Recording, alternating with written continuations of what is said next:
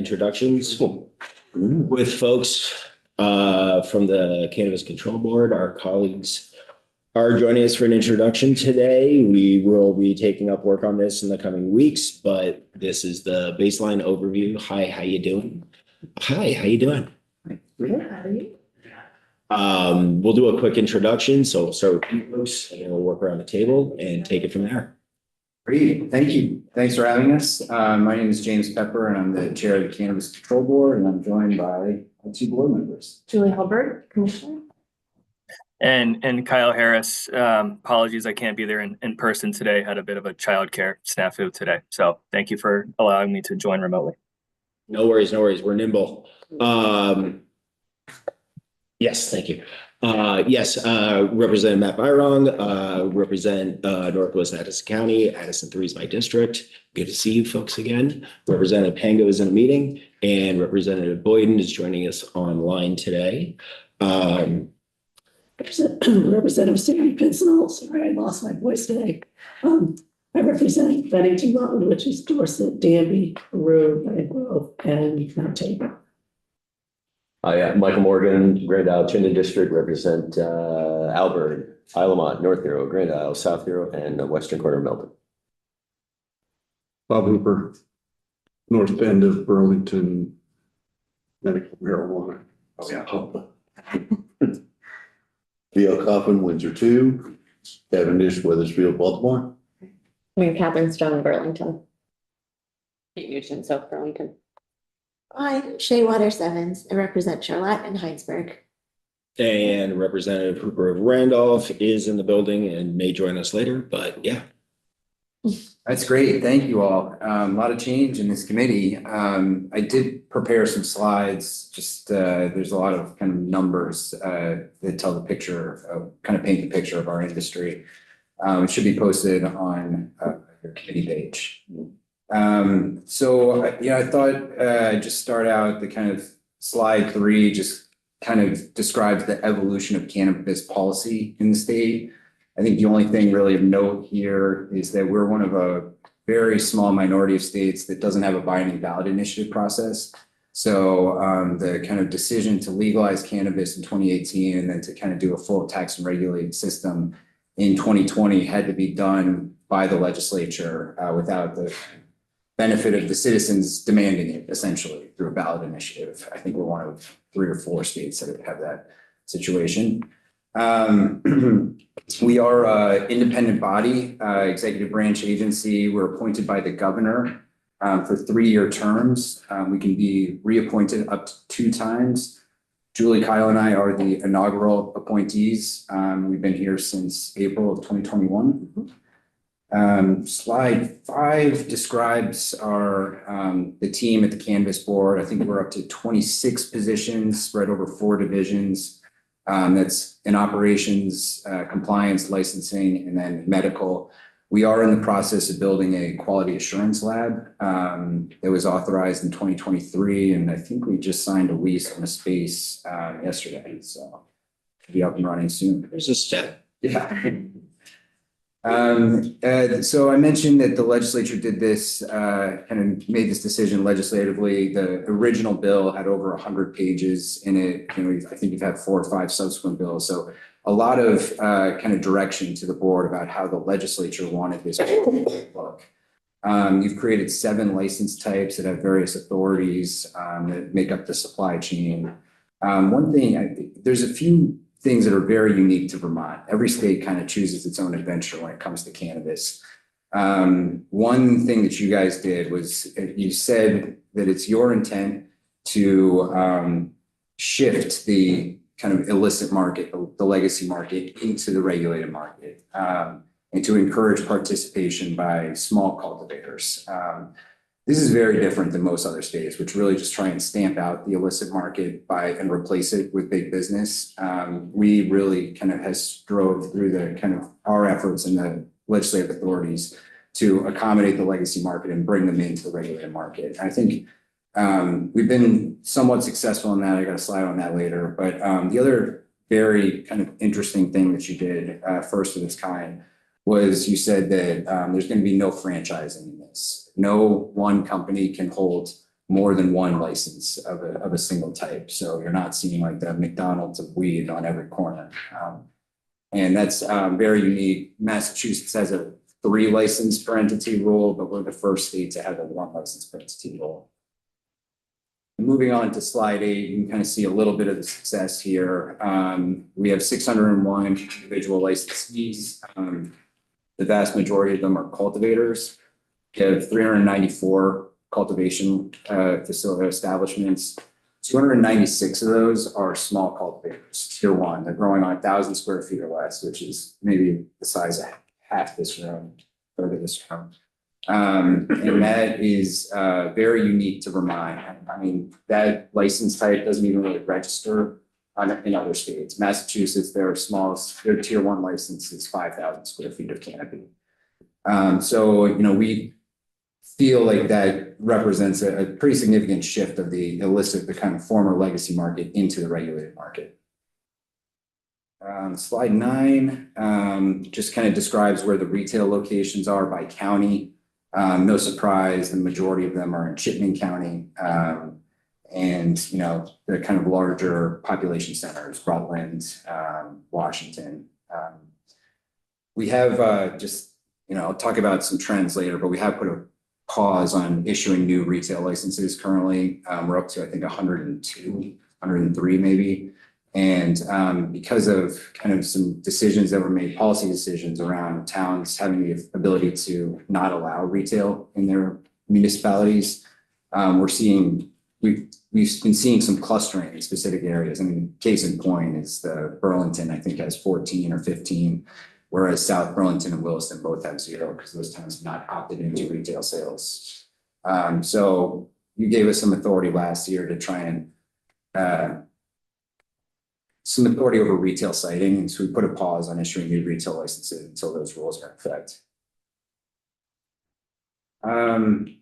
We have over 4,000 unique products that have been registered. We have a registration process to kind of look at products before they ever hit the shelves, make sure that they've been tested appropriately and they're meeting all of the kind of packaging, labeling, and kind of advertising restrictions. So the vast majority of those products are flower, individual strains of flower. But we also have concentrates and edibles and vape cartridges and, you know, tinctures and topicals. And I just have a breakdown of those in slides 9 through or 10 through 13. Some trends that we're seeing, the market has been growing pretty rapidly. The taxable sales in FY23 were 47.9 million. FY24, that jumped to 124 million. That equates to 17.4 million in excise tax collected for the state. 40% excise tax on all cannabis sales. There's a 6% sales tax that applies, so 7.5 million in sales tax. JFO just updated their consensus revenue forecast yesterday. They expect taxable sales to be just shy of 150 million this year, or this fiscal year, and then growing to 160 million in FY26, 167 in FY27.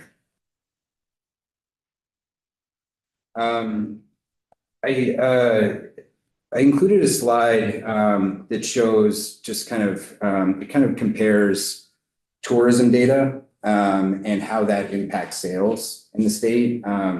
You know, we took a lot of data from the Agency of Commerce to kind of map out individual visitor nights, and those kind of ebbs and flows are mirrored almost perfectly in our sales data. So when we have kind of when we have a once in a generation, you know, solar eclipse, we saw a huge growth in sales.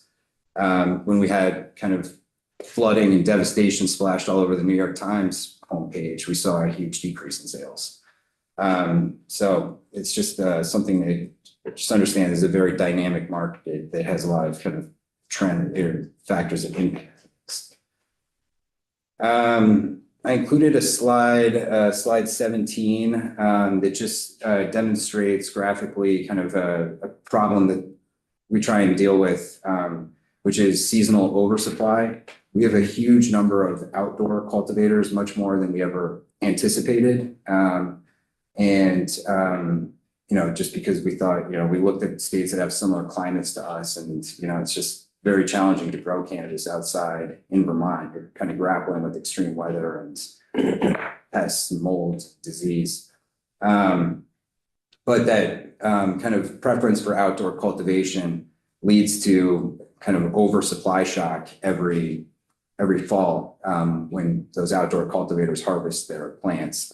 And slide 17 kind of just, there's a gray line which estimates the demand for cannabis, regulated cannabis, and then the blue line shows just the supply. And you can see these kind of big spikes every fall, which has a dramatic impact on the price of cannabis, and it also stresses the kind of various members of the supply chain, the product manufacturers and testing facilities.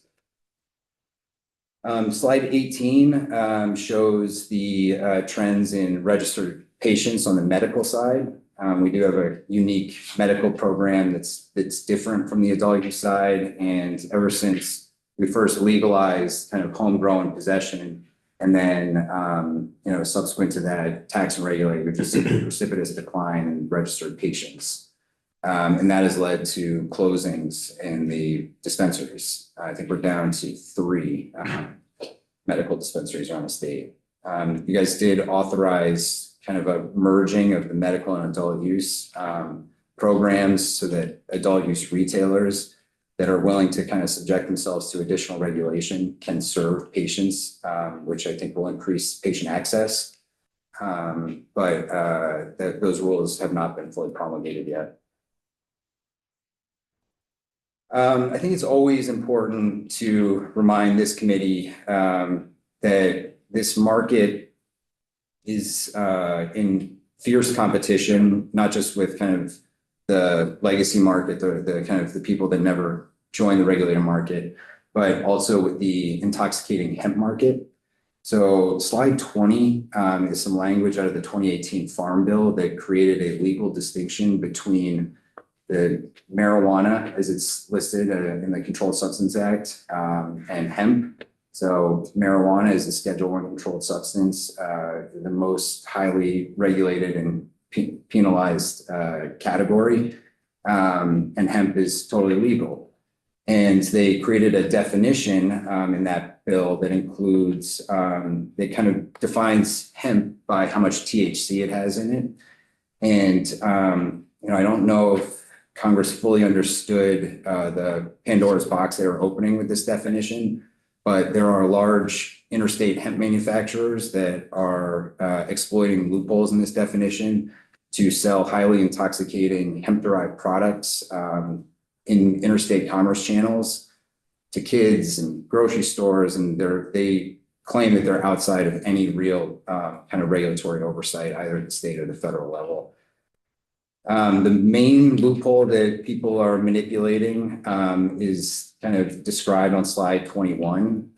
Essentially, you extract all the THC out of hemp, and then you infuse that into products. And as long as you maintain this kind of 0.3% on a dry weight basis, you can put as much THC as you want, as long as you maintain that ratio based on weight. So there's a few just examples here, like an 85-gram bar of chocolate. If you put 0.3% THC based upon 85 grams, you could have 255 milligrams of Delta-9, hemp-derived Delta-9 THC. Of course, in Vermont, we have a cap on how much THC can go into a single serving or a single package. It's 5 milligrams per serving, 100 milligrams per package. So using this ratio, intoxicating hemp-derived kind of Snickers bar could have 2.5 times the amount that we would allow in an entire package of cannabis. And, the people are selling these things through the mail, online in gas stations. The other kind of loophole that the hemp producers are manipulating is this language include all hemp, the definition included all derivatives, extracts, cannabinoids, isomers of the cannabis plant. So people are taking CBD, I'll just kind of give you the 30,000 foot view. they're hitting it with some, acidic reagents and creating isomers that are intoxicating, like Delta 8, Delta 10, Delta 6, and other kind of derivatives like HHC, THCV, and they're saying that those are totally legal and unregulated, and they are intoxicating. And so we see a lot of products with those. Slide 23 just gives a couple of examples of the kind of things that you can see. And as you can see, they're mimicking popular foodstuffs. They're marketing directly to children. And there's Stonios? yeah. And Okay, sorry, proceed. most oversight that's come, I grabbed these from the FDA because every year they send about 6 cease and desist letters for the most egregious kind of violations of the federal kind of Food, Drug, and Cosmetic Act. But still, trying to shut this down. This is a $28 billion annual industry. And can I just add? Yeah. So what's really coming is an interest in the drink industry. So with the sort of unclear regulation of the intoxicating hemp products, they're beginning to build drinks that folks can't tell the difference. I mean, the candies, and they sometimes have a name, but often when you purchase a drink, it looks just like your seltzer water that you purchase at the store. So, regulation there is a concern for us. A lot of consumer confusion about these products. So the legislature recognized this as a problem back in 2022. You gave the Cannabis Board the authority over all cannabinoids, including the synthetic cannabinoids. And then in last year, I think it was last year, maybe it was the year before, you kind of excluded intoxicating hemp products from the definition of hemp products, which are, technically legal hemp products. You guys mirrored what happened in the federal law in the agricultural statutes. Well, we created a kind of exception to the exception, saying that, anything that the board determines to be an intoxicating hemp product is not a legal hemp product. It needs to go under the same regulatory authority as any cannabis product. I recall that one, yeah. And slide 25 just kind of shows how we are defining intoxicating hemp products. Essentially, we banned all the synthetics, all the kind of Delta 8, Delta 10s. And then as far as the serving size manipulation, we kind of just created some thresholds, and if you're below those thresholds, it's a legal hemp product. If you're above them, it's an intoxicating hemp product, and it needs to go through the cannabis regulations. Some of the kind of factors that impact our market. Certainly tourism, we spoke a little bit about tourism. This is slide 27, by the way. We also, lose customers when other states come online, these border state consumers.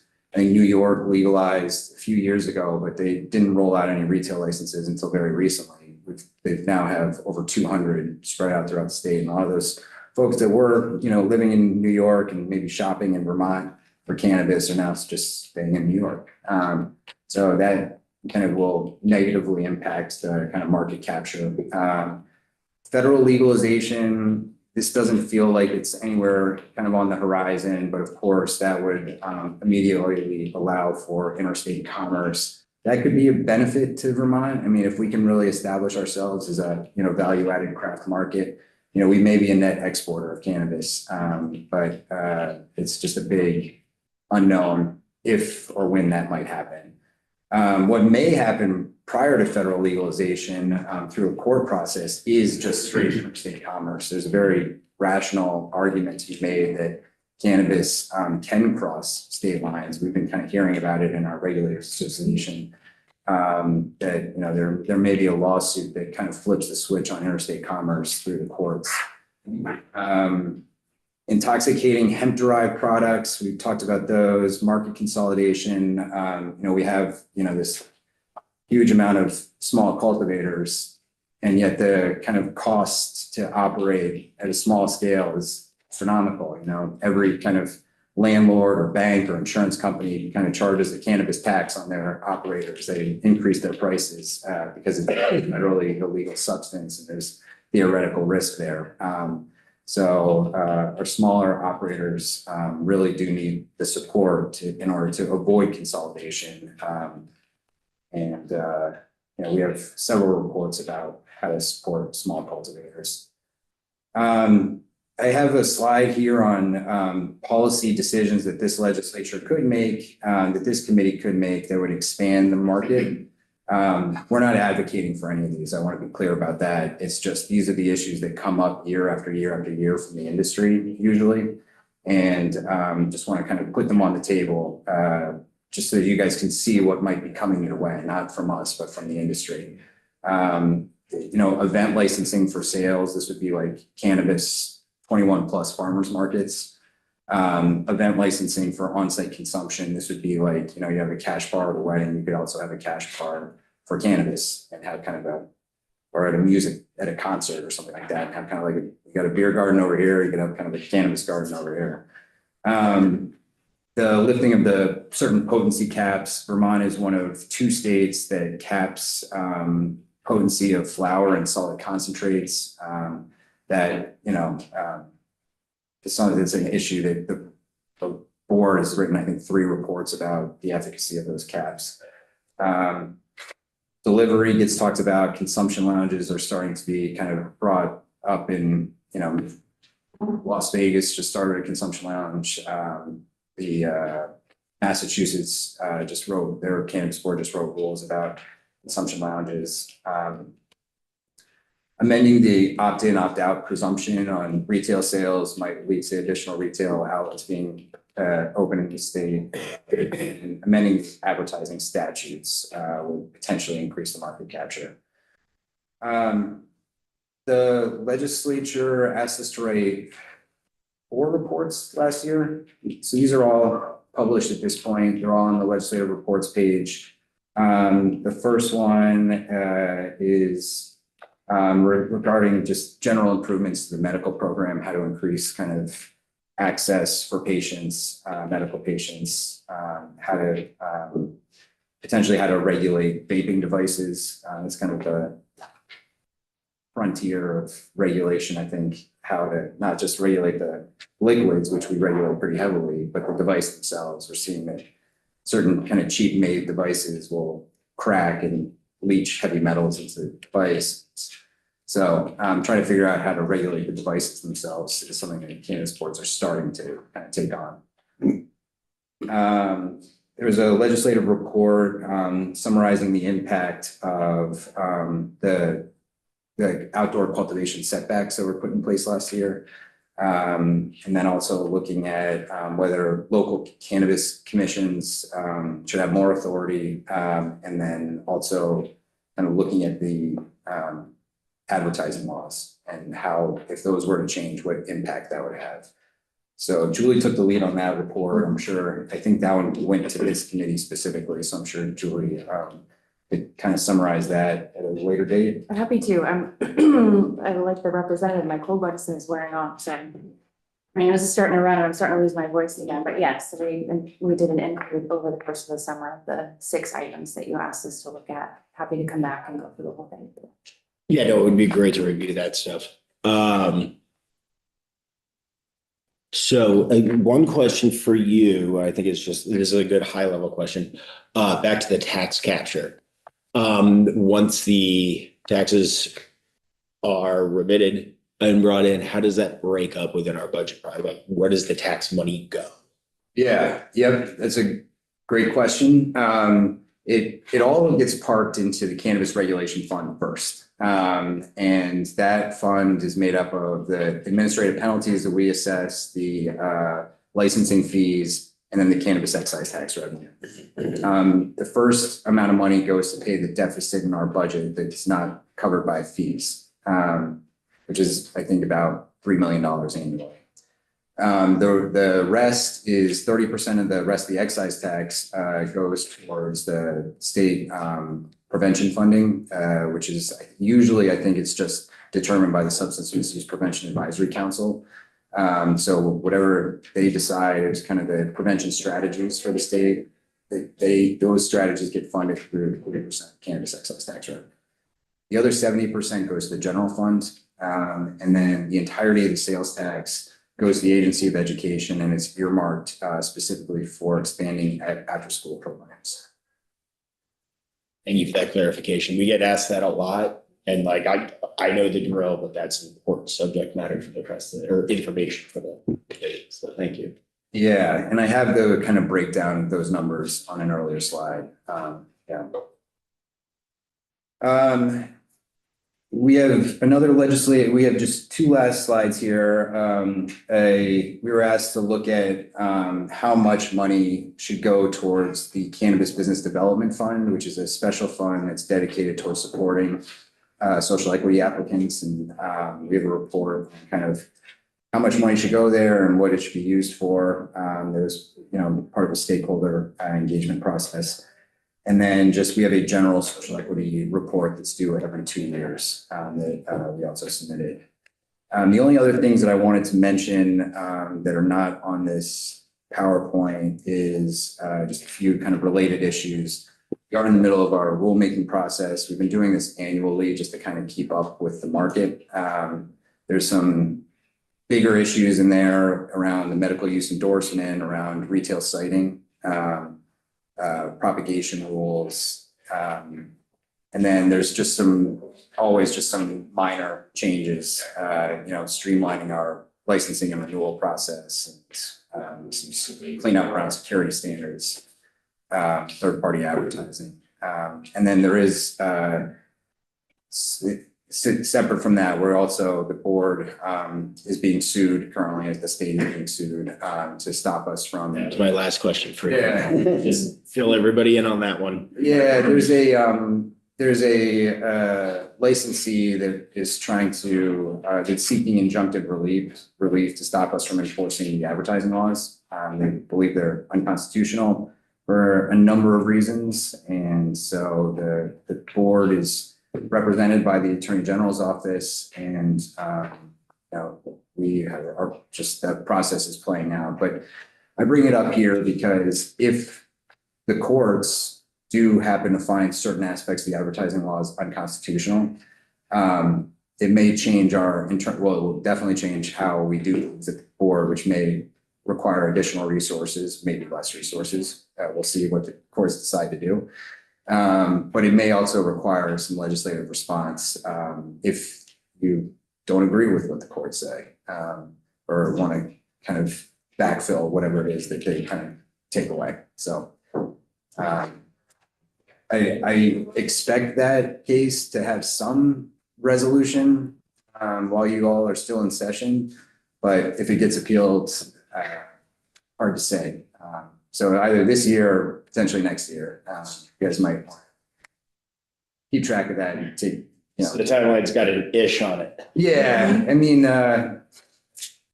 there's dates, but they always get extended and stayed and continued. So yeah.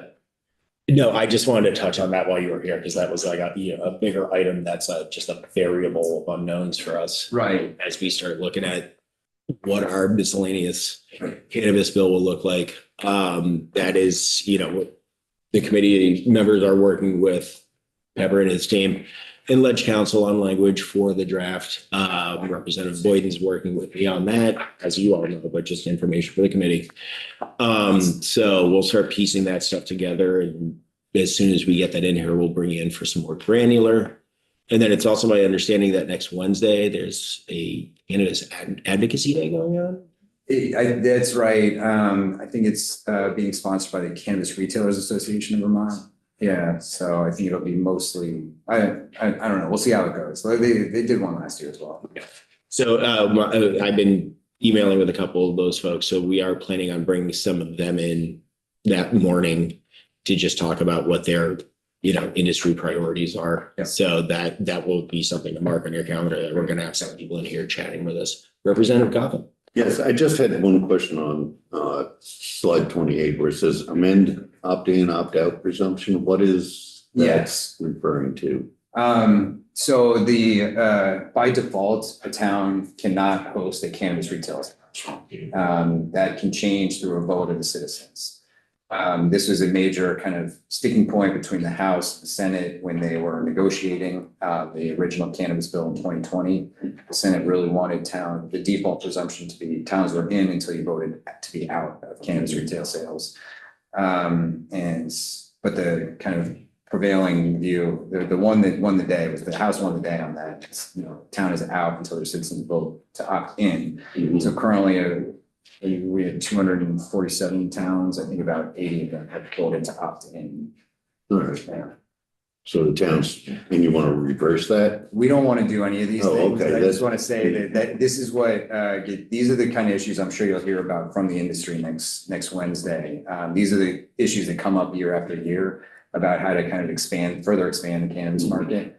And one of the ways that gets talked about is flipping that presumption. Okay. Because I know that will affect some of my. Yes, yes. Okay, it's always a conversation in this industry. It's chock full of opinions. All right, well, thank you very much, folks. We do have our folks from the Capitol Police waiting for us. We have a security briefing at 11, so we really appreciate the time, and we will certainly be in touch. Mark Wednesday on your calendar. And thank you so much for your time. Thank you. Thanks. Thank you. Thank you.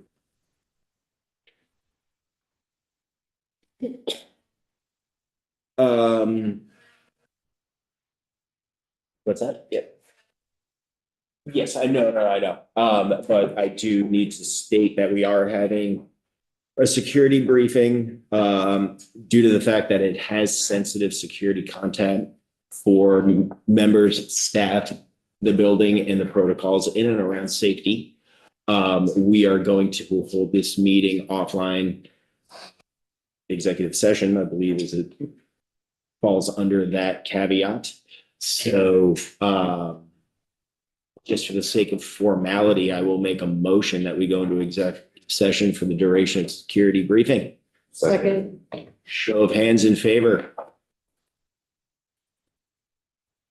Those opposed?